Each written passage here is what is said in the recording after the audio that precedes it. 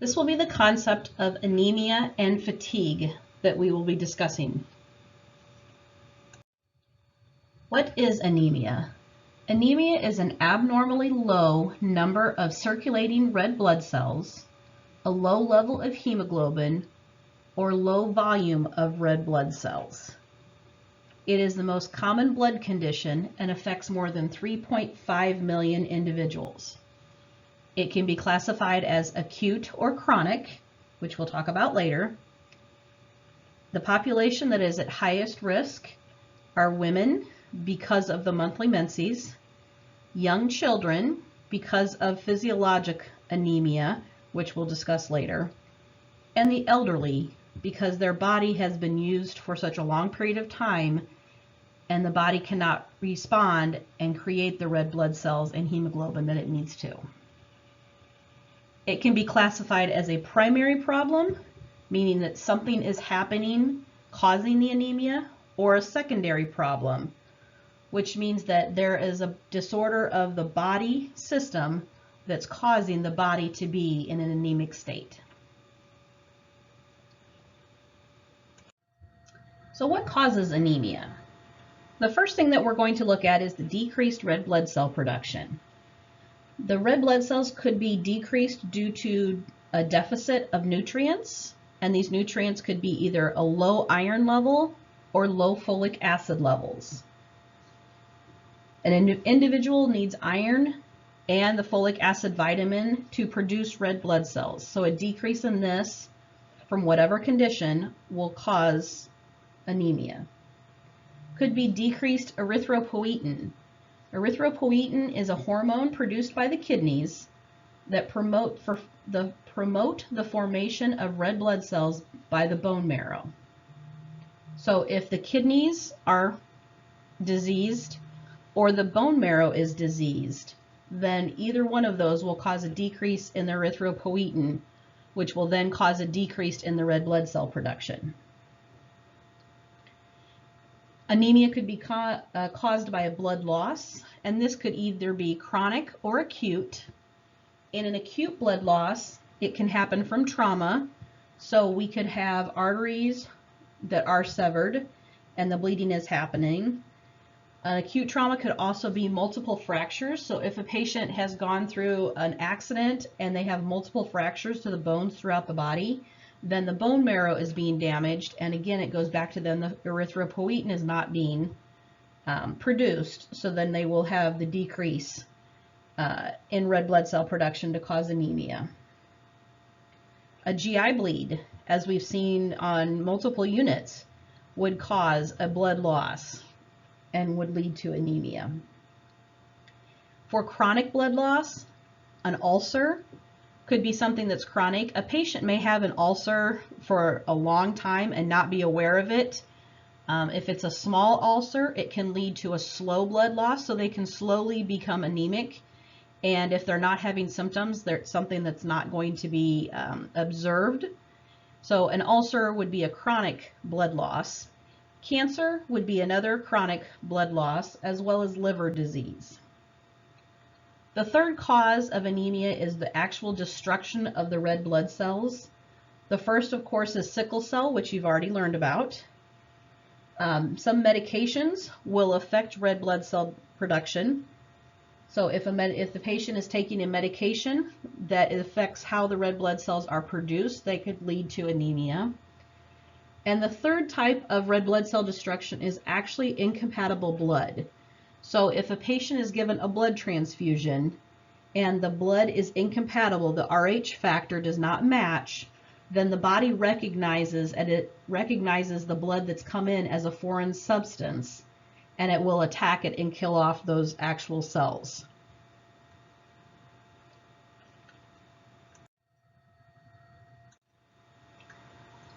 The labs that diagnose anemia are ones that you've definitely seen looking at your paperwork and taking care of your patients. The first is a CBC, a complete blood count. A CBC is used to count the number of blood cells. So it will look at the blood cells on a whole and count the actual number of blood cells in the patient's blood. Hemoglobin. The hemoglobin is an iron-rich protein in red blood cells that carries oxygen to the body. So that lab, if you have a low hemoglobin, then you can be anemic because there's not enough red blood cells and to carry the oxygen throughout the body. Your hematocrit will actually measure how much space the red blood cells take up in your blood. So that's looking more at the space that the red blood cells take up.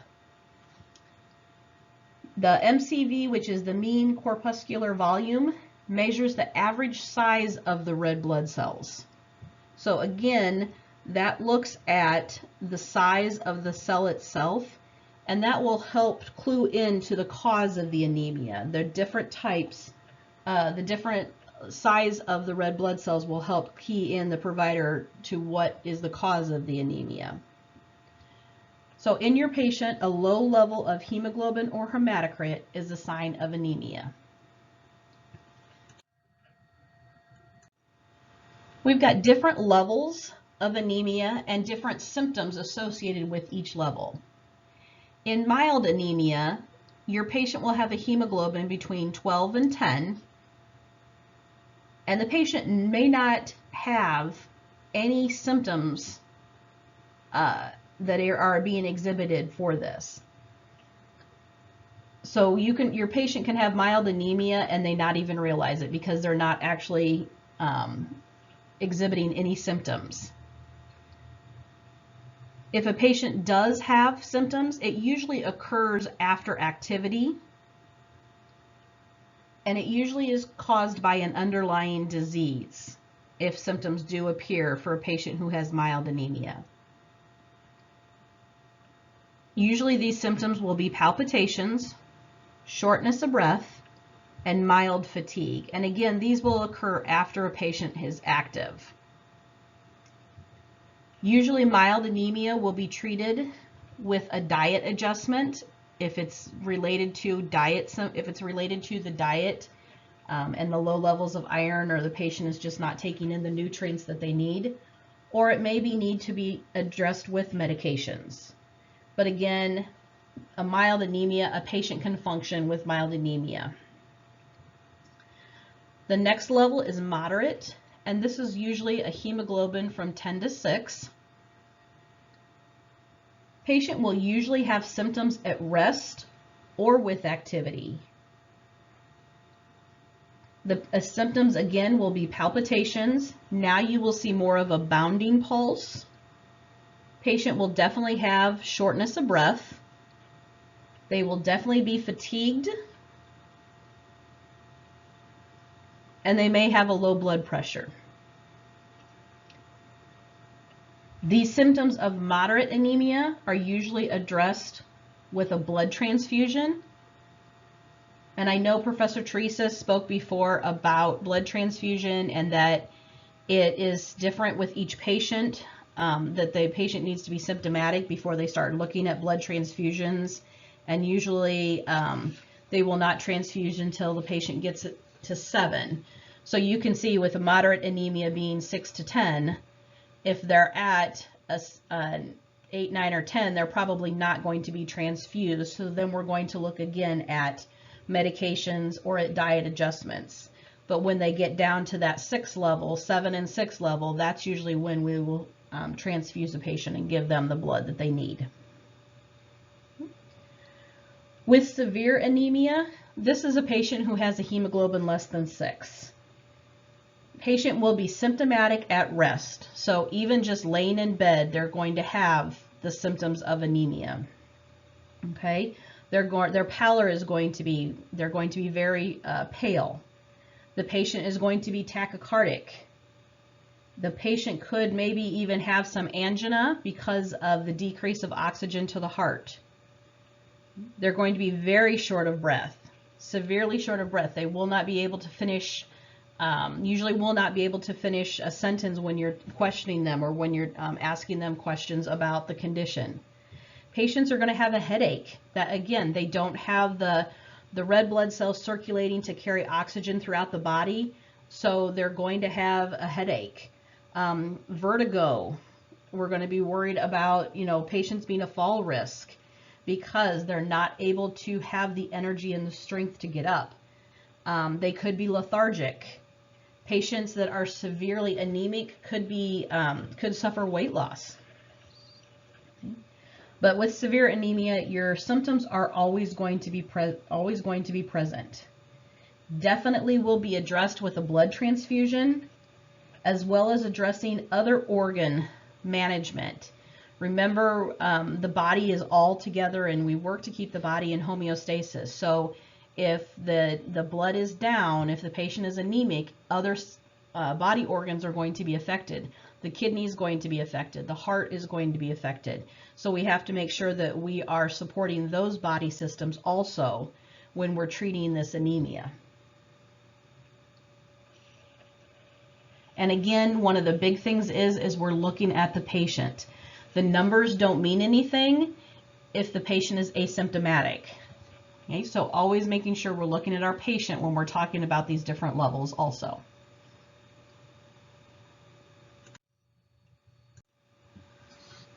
So clinical manifestations, what are we going to see on our patients that are presenting with anemia? First, we're going to start with the integumentary system. So of course, the first thing is pallor. The patient is going to be pale. They have reduced amounts of hemoglobin, which means there's reduced blood flow to the skin. So the patients are going to appear pale. Patients are going to, in some areas, be jaundice because the red blood cells may be hemolyzed. And when the red blood cells are hemolyzed, that leads to an increase in bilirubin.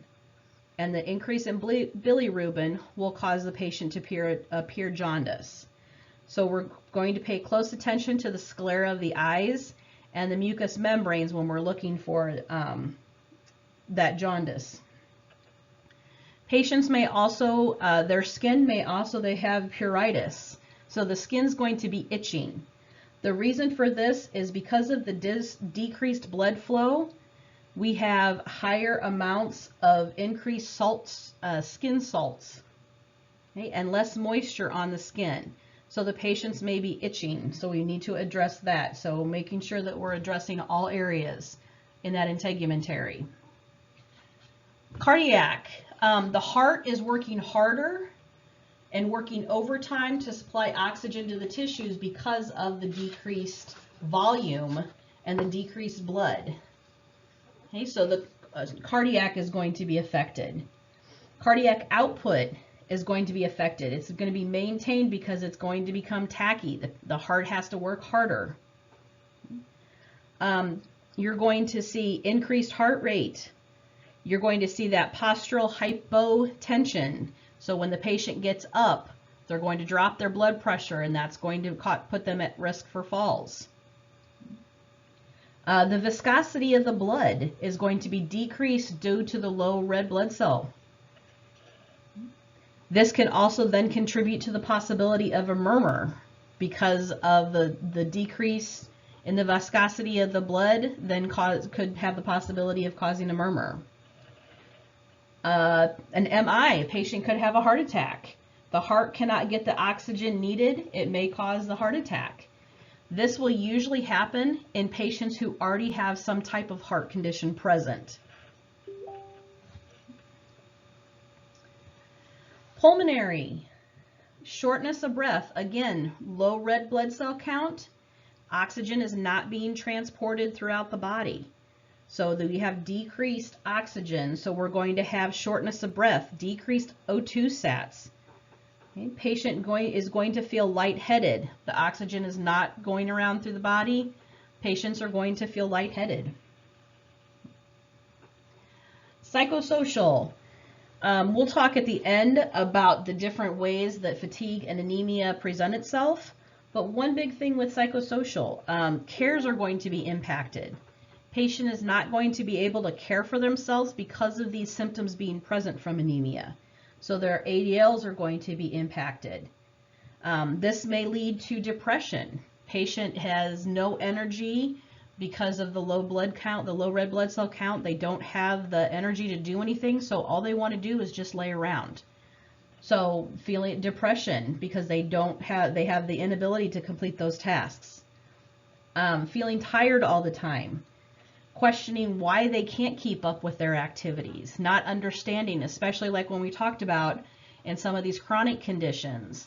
A patient that has an ulcer, it can be leading to a slow bleed that's slowly causing the patient to be anemic, and they don't understand why they can't do the activities that they normally did. Relationships are going to be affected. Job is going to be affected. They don't have the energy to carry out the job. Schooling is going to be affected. Those things, are all going to be affected. So that psychosocial piece, again, is very important, especially if it's a patient who is used to normally being able to be on the go all the time. And now, for whatever reason, because of this anemia, they can't do what they normally have done. Okay, and sometimes it's a matter of that they don't want to ask for help. They don't think anything's wrong, especially if it's like we talked about, a GI bleed. That's not something that will always present itself.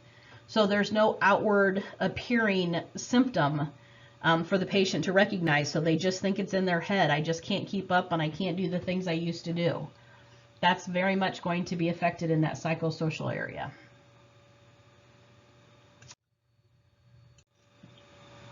What is physiologic anemia? Physiologic anemia is basically newborn anemia. All infants experience a decrease in hemoglobin concentration after birth.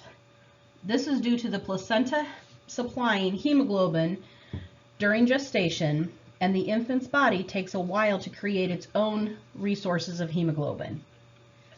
For a term infant, anemia may be observed for the first 2 to 3 months of life. The important teaching point with this is that it is important to remind the parents that this is a normal process in term infants, and it will usually correct itself without any complications and without a need for any interventions.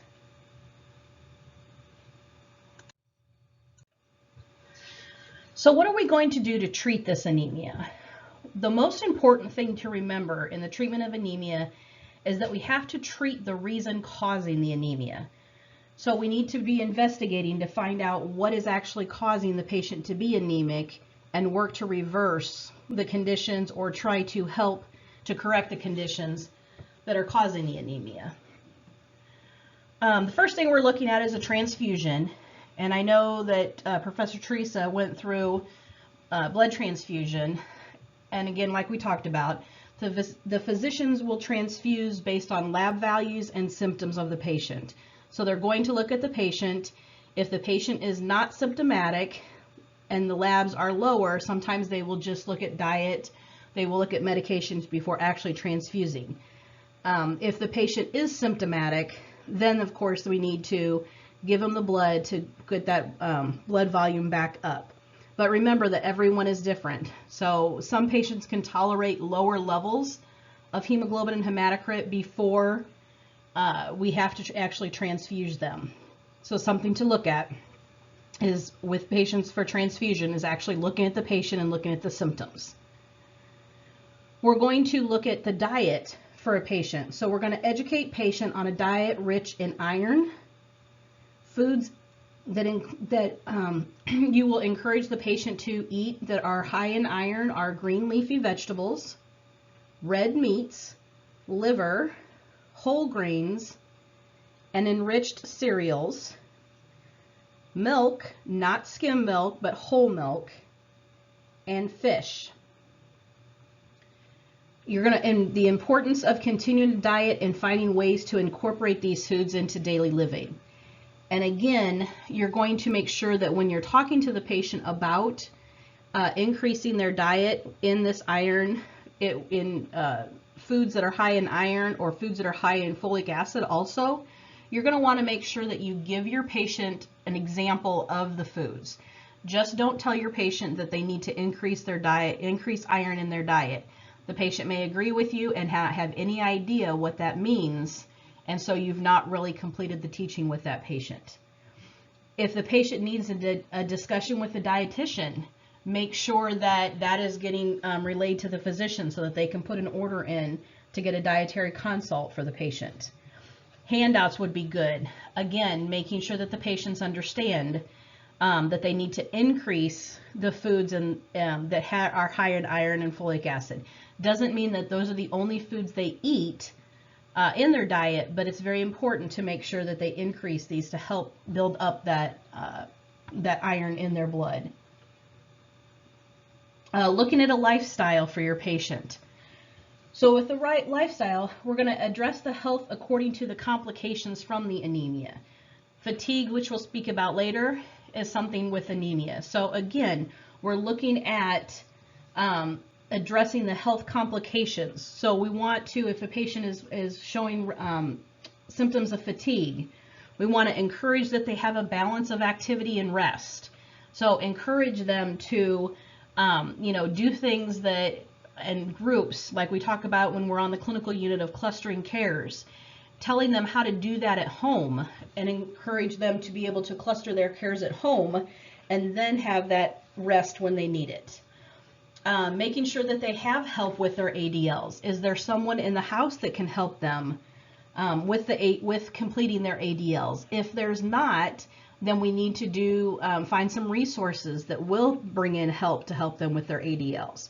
Helping to show them ways of changing their ADLs. So when they're needing to take a shower or they're needing to get cleaned up and take a bath, getting the shower chair so that they can sit while they're getting cleaned up instead of having to stand and complete their shower or complete getting cleaned up. Getting help when they need it, not being afraid to ask for help. That's something that sometimes with your elderly patients, they're afraid to ask for help and so they won't ask for help. So making sure that they're getting the help that they need. Schedule appointments early in the day where they have more energy when they first get up in the morning. Schedule those physician's appointments or schedule any appointments that they need so that they have the afternoon to go home and rest. Looking at medications. One of the biggest medications that we talk about obviously is our iron. If you look at, there's a table in your Lewis book on page 851. It is table 39.4 on page 851 in Lewis. And that talks about foods that are high in iron. So again, when we're talking about giving them the iron and giving them the iron that they need and increasing the foods, that is a good resource for that. When we're doing iron, when we're giving the patient iron medications, we want to try and do oral whenever possible. Usually the patient will be getting between 150 and 200 milligrams a day. It's best to give this an hour before meals because iron is best absorbed in an acidic environment. So you want to make sure that it's taken an hour before meals if possible. Best to be taken with orange juice because the orange juice will enhance the absorption rate of the iron.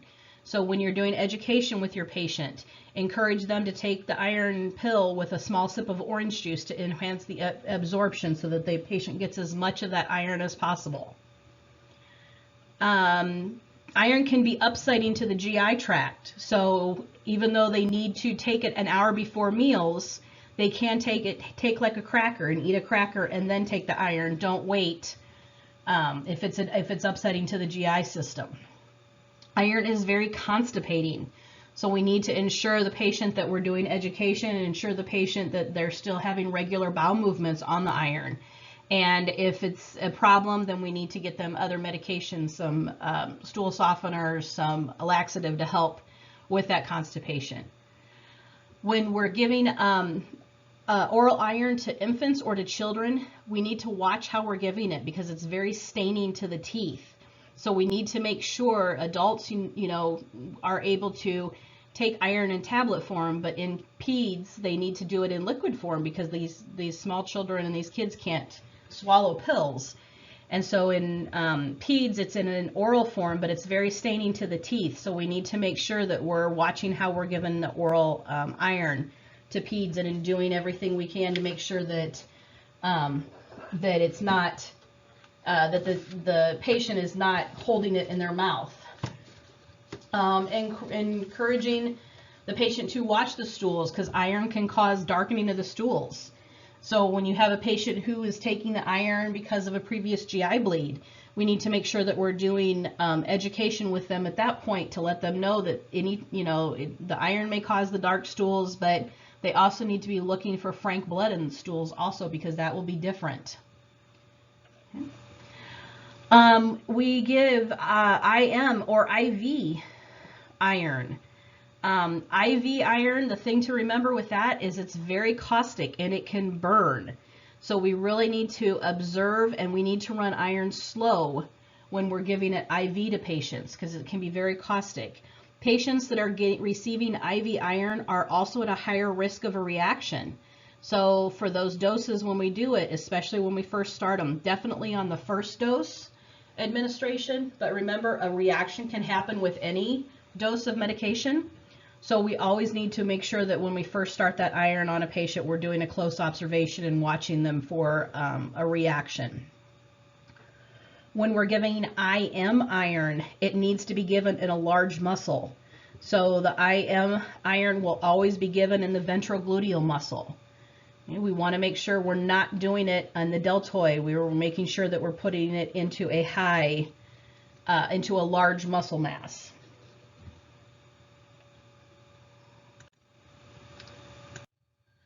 Complications from anemia.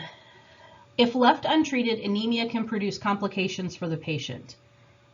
The minor or that can lead to a severe is fatigue, and we'll discuss fatigue as our exemplar. But severe can lead to patient unable to care for themselves. So untreated anemia, if it goes long enough and the fatigue becomes severe enough, it can lead to a patient being unable to care for themselves, which then, like we talked about, can lead to other complications as far as body system complications as well as depression. The heart, a patient that has had complications from anemia with heart problems can lead to a rapid or irregular heartbeat. So now we have a patient who's going into an arrhythmia, which can be a fatal complication. The anemia, with a patient who has anemia, they have a decreased blood volume, so the heart is having to work harder. If this is not corrected, then the patient can go into some congestive heart failure. And now we have other problems leading from that. Okay? The heart has to work hard to maintain that homeostasis, and when there's decreased blood volume from the anemia, it has to work even harder, and that will lead to complications. If completely left untreated, or if not treated, or if there are complications from not treating, then anemia can result in death. So we need to make sure that we're treating that anemia, and the most important thing, like we discussed earlier, is that we're looking at what is the cause of the anemia, and we're trying to correct that cause. Okay, so the objective that we're looking at, the exemplar that we're looking at from anemia is fatigue. So what is fatigue? Fatigue is a subjective lack of physical and or mental energy that is perceived by the individual to interfere with usual and desired activities. So it is subjective lack of physical and or mental energy that is perceived by the individual to interfere with usual and desired activities. The big thing here that we want to look at is the word subjective. So there's, again, not a way to measure fatigue. It's subjective, so it's what the patient says. If the patient says they are unable to perform their ADLs, they have no energy, there's not really a concrete way that we can measure that lack of physical or mental energy with the patient. We can do strength testing, but it's not really measuring a lack of physical energy. That just tells us the strength that the patient has. So subjective is very important, that it's what the patient tells us, and we have to treat based on what the patient is telling us. Okay. When we look at acute versus chronic, so acute is, again, recent onset. So it may occur after a breakdown in the balance of exercise, sleep, or diet. So acute usually happens after something else. So a patient is not feeling well. They've been ill with an illness. The patient has not been able to, because of some reason, the patient has not been able to get out and exercise. That's a recent onset, or they have surgery and they're not able to get up out of bed. They have to get that energy back. It's temporary. Okay. Right now with what we're going through with being homebound, with a lot of people being homebound, you're going to see more patients complaining of fatigue, not just because of not doing stuff is a big thing, but also that lack of physical or mental energy, because it's interfering with their normal activities. So the patients, your patients have normal routines that they do, and these normal routines right now, because of this COVID-19 virus, these normal routines are being interrupted. So that could actually lead to fatigue of everything that's going on. That would be an acute fatigue, an acute episode of fatigue that's defined. It's a recent onset and it's temporary. Once we are out of this shelter at home, then we can go back. These patients can go back to their normal routines that they do, and perhaps get back into their normal routines. So that's acute. When we're looking at chronic is greater than 6 months. And usually with chronic fatigue, it's going to interfere with the daily activities significantly. So greater than 6 months, and it severely impacts the patient's ability to care for themselves. There's a lot more symptoms that are present. With the chronic fatigue, it impacts their daily living. They're not able to carry on any daily living activities, and it greatly impacts their way of life and the way they go about things that are going on in their life.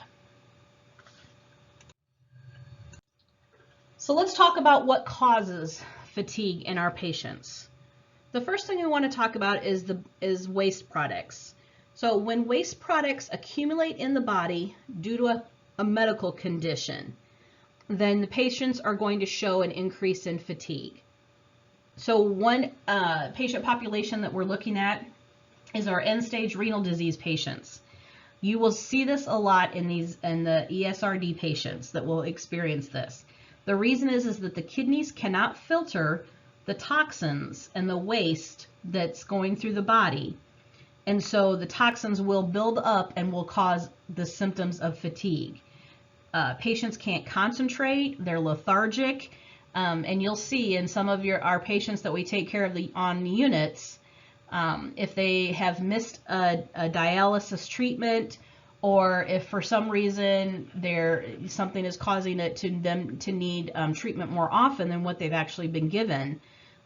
Or perhaps the patient didn't even know that they were having problems with their kidneys. And those new patients who are coming in, newly diagnosed end-stage renal disease. But that's the patient. They can't those waste products cannot be filtered throughout the body, and they're just building up in the body and causing this fatigue. Okay. When we're looking at insufficient supply, so an insufficient supply of needed resources in the body, for the body. Patients with anemia do not have the red blood cells to carry oxygen, so they will feel fatigued due to the lack of oxygen. Means that there's not enough substance in the body to maintain that homeostasis. If they're not receiving nutrients through foods, then they'll feel fatigued due to not having those nutrients. Usually this insufficient supply is diet related. The other time that it is an insufficient supply is if your patient is not able to metabolize, or they're not able to absorb the nutrients that are needed. So when we're giving the patient some B12, or we're giving the patient the iron, if their body is not able to absorb that, it doesn't do any good to keep giving them more of the medication, of more iron or more B12, because it's not the fact that they don't have it, it's the fact that the body is not able to absorb it. So that's very important. If they don't have that insufficient supply, if they have that insufficient supply, that we're looking at why they have that insufficient supply. Could be an underlying condition. So patients who have underlying medical conditions can cause a patient to have an increase in fatigue. Patient who is anemic, patient who has depression, your MS patients, patient who has an infection going on, your cancer patients, not only from the cancer that's ravaging the body, but also the chemo treatments that they're getting. This means that these patients have an underlying condition, and so the body has to use its resources to heal what's going on with the patient, and then that will take away from them feeling healthy, and that will result in fatigue. So a patient who has an underlying health condition has the possibility of feeling fatigued because, again, the body is trying to keep itself in homeostasis and get it back to being healthy, and it's using the resources to treat that underlying condition and taking away from other parts of the body. The last thing we look at for a cause of fatigue is nutritional status. Again, patient is not getting the proper nutrients to maintain that optimal functioning. Could be because it's a decrease in proteins, a decrease in calories. Patient's just not hungry. They don't want to eat anything, or they have a condition that's causing them to not want to eat. Your patients who are getting chemo, it's making them sick. They don't want to eat, so it's a decreased protein, decreased calories, inadequate energy sources. Nausea and vomiting from another disease kind of goes along with the chemo. But if your patient has a stomach issue, that they have chronic nausea, vomiting, or chronic diarrhea, then they're not getting the nutrition to maintain that body and keep it in homeostasis. So then again, they're going to feel fatigued. Iron and folic acid are very important in helping a person to be alert physically and mentally. So if they're not getting these in their diet, then that's going to cause a patient to feel fatigued. So again, looking at the cause of the fatigue, same as we're looking at the cause of the anemia, we want to make sure that we're looking at the cause of the fatigue and help the patient to overcome the cause of that fatigue, or right the cause of the fatigue to help get them in a better state, to help get that body in a better state. All right, so looking at examination findings, what clinical manifestations will you observe on your patient? The things you want to remember is kind of going back to your J1 semester when you're in health assessment, and we're talking about looking at the whole patient and doing that initial inspection and palpation and auscultation and everything, and listening to your patient. But the first thing is that, you're going to start with your history, but even before you begin talking to your patient, you can inspect and be watching your patient and actually be, inspecting while you're doing your history and while you're doing your examination to observe some things on your patient that you're going to see.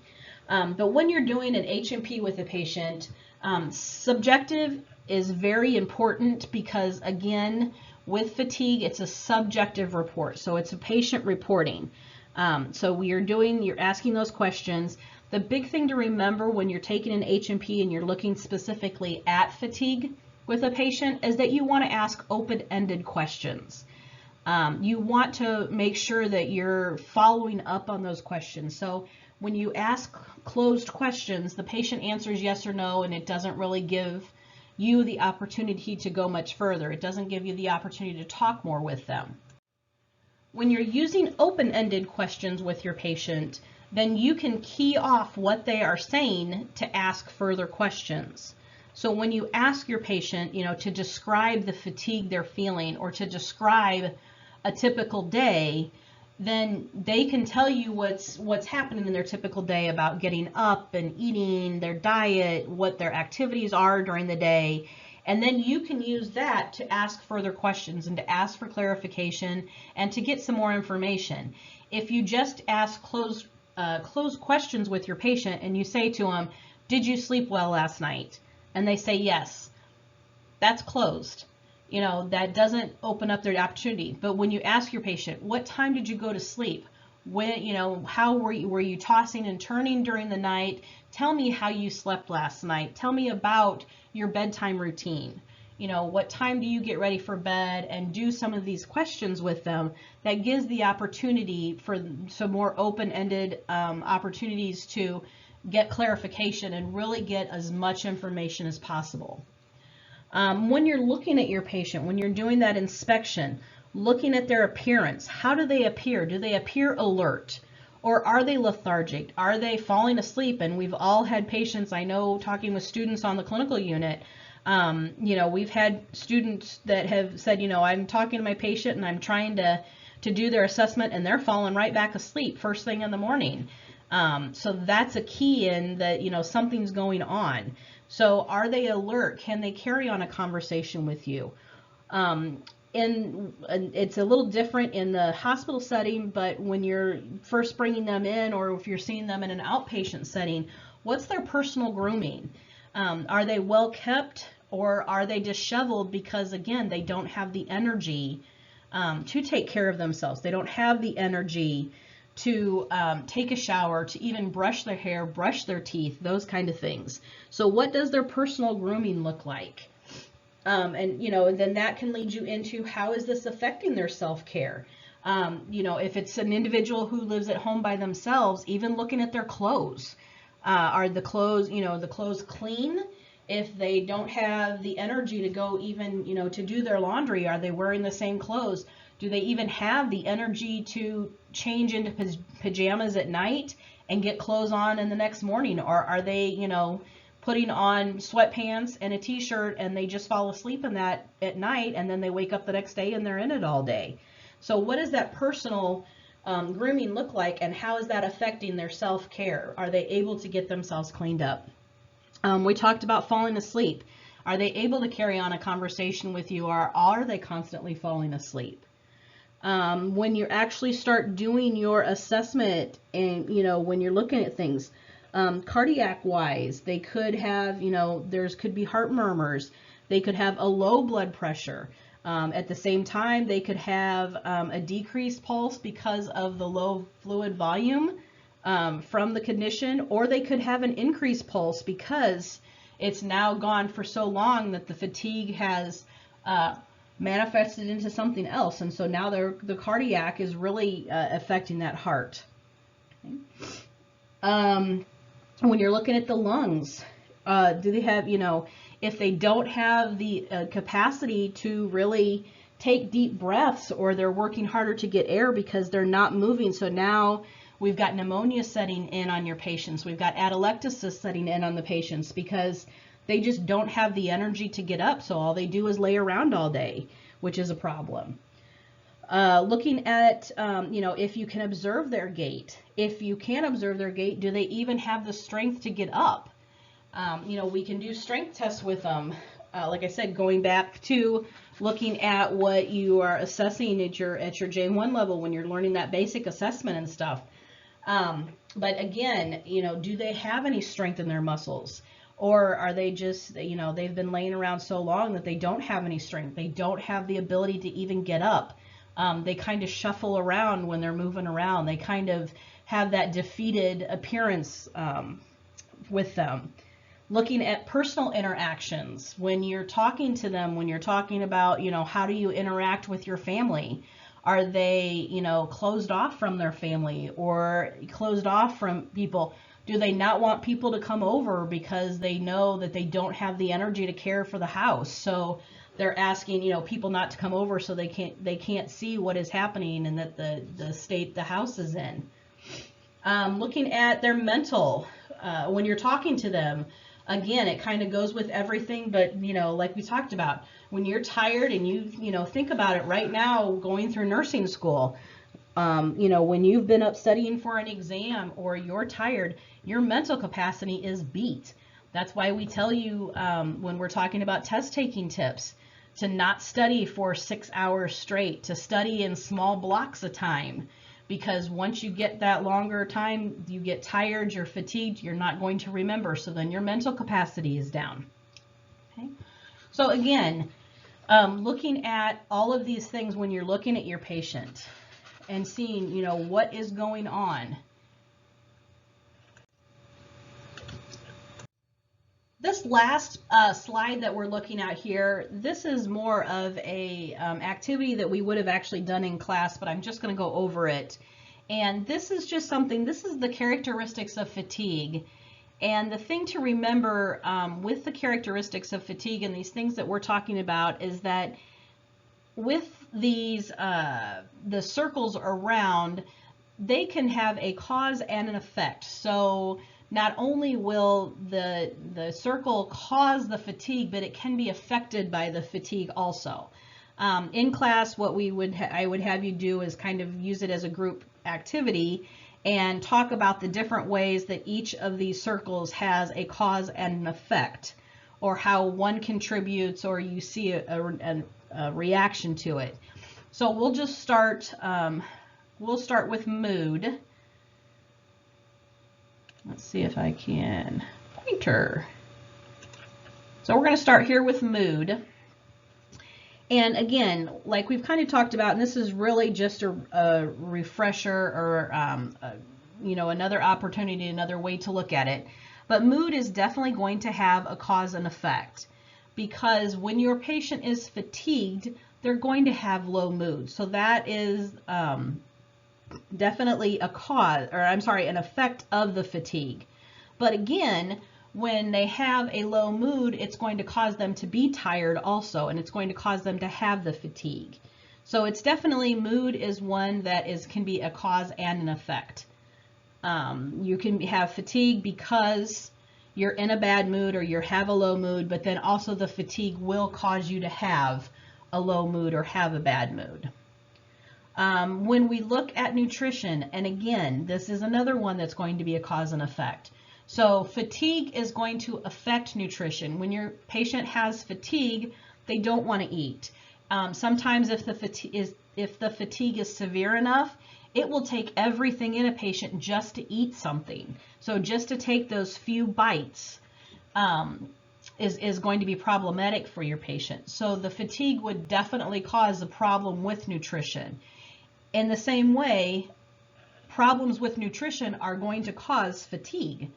So if the patient is not getting the correct nutrition, or is not getting enough of that iron like we talked about, or the folic acid and that stuff, it's going to cause the patient to have fatigue. So that's an instance where you're going to have a cause and effect. Looking at pain, again, cause and effect. Patient who has pain is going to have increased fatigue. They don't want to have to do anything, so anything that they do is going to cause them pain, so they're not going to move. They're not going to want to do anything that's going to cause that pain, so then that's going to cause the patient to be fatigued because they're not getting up, they're not moving around because of the pain.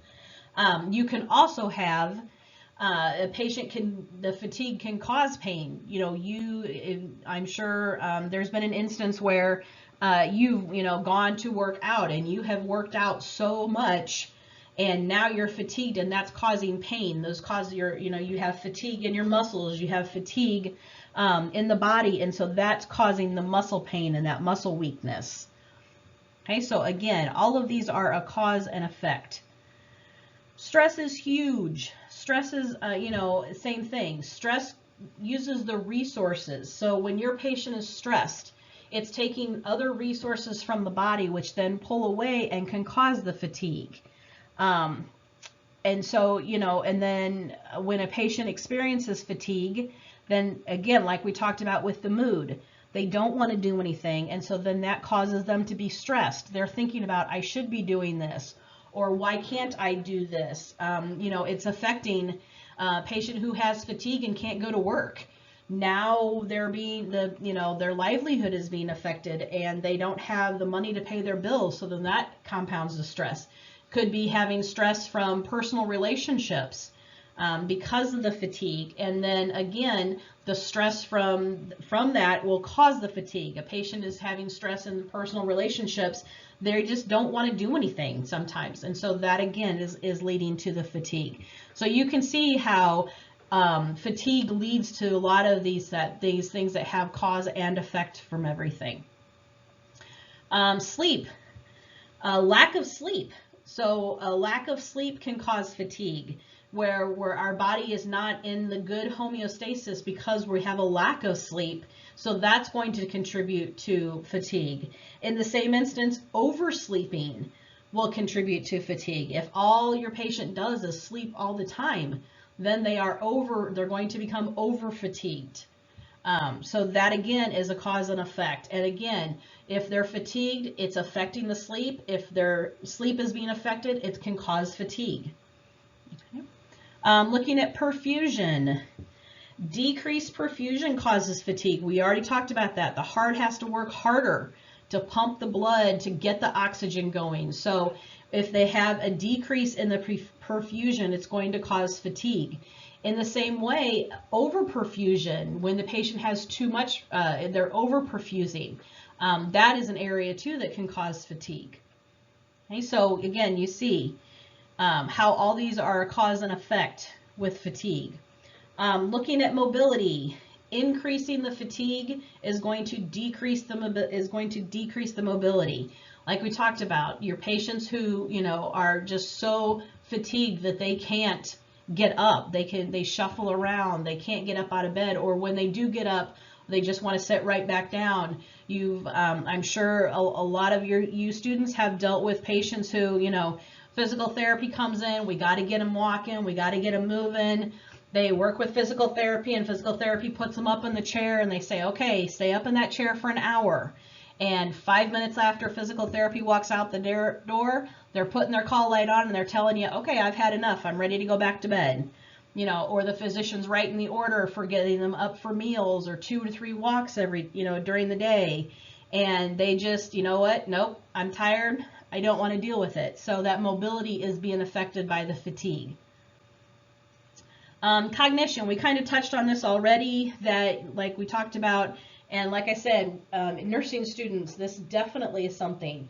Fatigue will affect your cognition. When you're tired, when you have so much going on, it affects your thinking, your ability to think. So you're not able to be, thinking of everything, and you're not able to put rational thoughts together. So that fatigue then contributes to that lower level of cognition. Same thing when you just don't even want to think anymore because you've come to that level, then that even increases your fatigue and makes you even more tired. So as you can see, all of these things add to fatigue, and fatigue affects all of these areas. And so it's very important. It's very important that when we're looking at this, and we're looking at our patients, and we're talking about anemia, we're talking about fatigue. Again, the big thing is that we're going to address the cause of the anemia, and we're going to address the cause of fatigue. And with fatigue being subjective, it's very important again that we listen to our patient. We look at our patient, we talk to our patient. They're going to be able to tell us what their level is. And remember that all patients are different. Not all patients are, distance runners. So we take small steps with patients. We have to make sure that all of our goals, all of our treatment plans, we always tailor to our patient. And very important when you're talking about that with your patients.